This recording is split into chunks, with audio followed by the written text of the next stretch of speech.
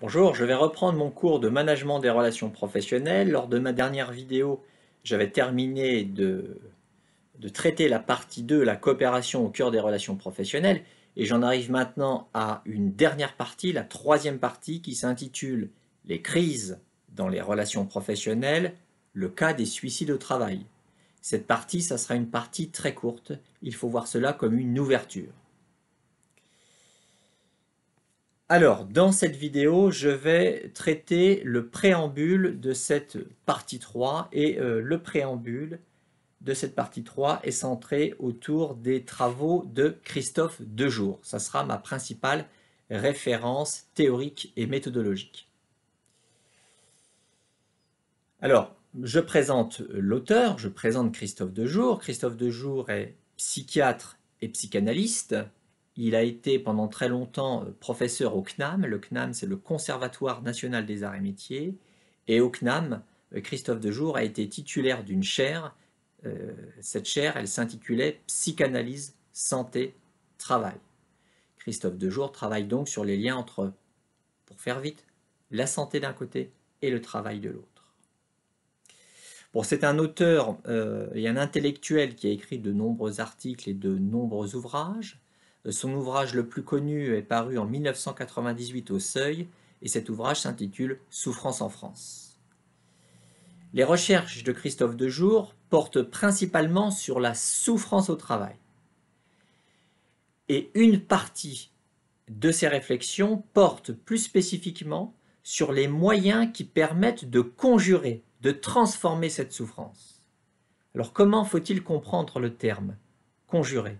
Il faut le comprendre dans le terme de transformer, ou encore dans le terme de tenir à distance, d'éloigner. Comment fait-on pour faire évoluer une situation qui est une situation de souffrance? Pour Dejour, cette situation, on peut la transformer. Il est toujours possible de transformer la souffrance.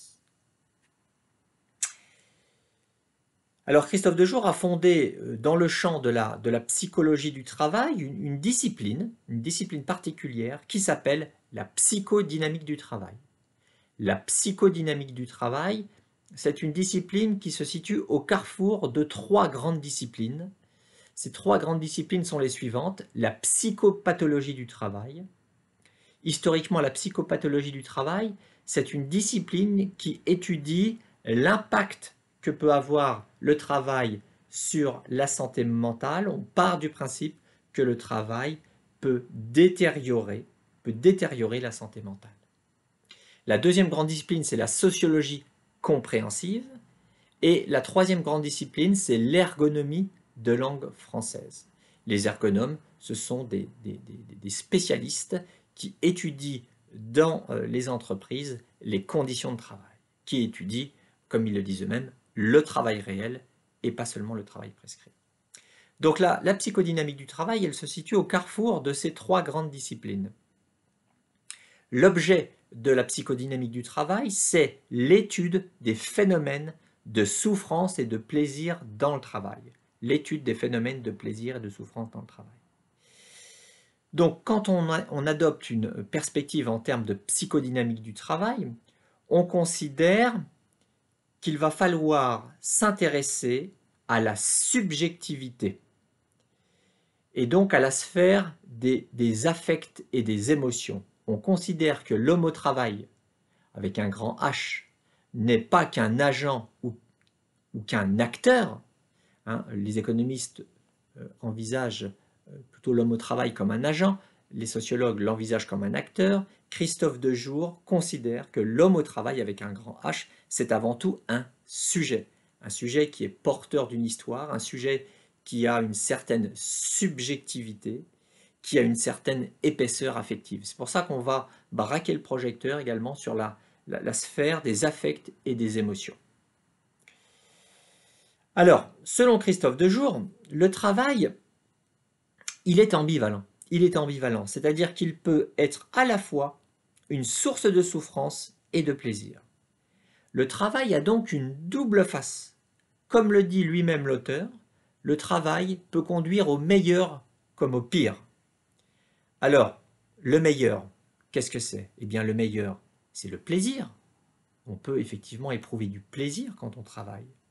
Mais c'est aussi l'entraide, la coopération, le fait de coopérer avec les collègues, avec les chefs. C'est aussi la solidarité. Bref, c'est ce que l'auteur appelle le vivre ensemble. Travailler, nous dit De Jour, c'est vivre ensemble. Et puis le pire, parce que le travail peut aussi conduire au pire, et le pire c'est quoi? Eh bien c'est justement la souffrance et la violence.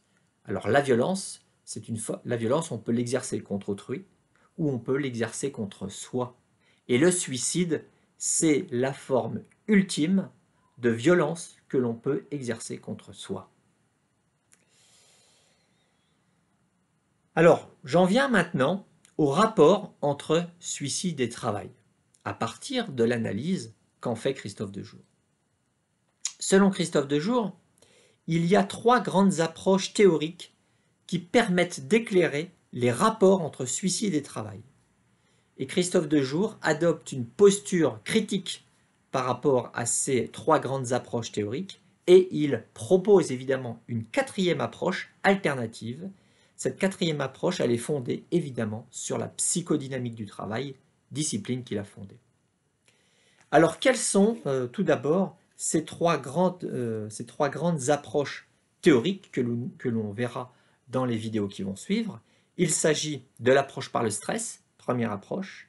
Il s'agit de l'approche structuraliste, deuxième approche. Il s'agit également de l'approche socio-génétique. Par rapport à ces 3 grandes approches, on le verra dans une autre vidéo, Christophe Dejour émet un certain nombre de critiques. Il formule des critiques, il formule 2 critiques à l'encontre de ces 3 grandes approches. Et il présente ensuite l'approche qui est la sienne, une approche en termes de psychodynamique du travail, et c'est l'approche qu'il présente dans son livre « Suicide et travail, que faire ?» qui a été écrit en collaboration avec une psychologue du travail, Florence Beg. Donc je reviendrai dans une prochaine vidéo sur la première approche, à savoir l'approche par le stress. Au revoir.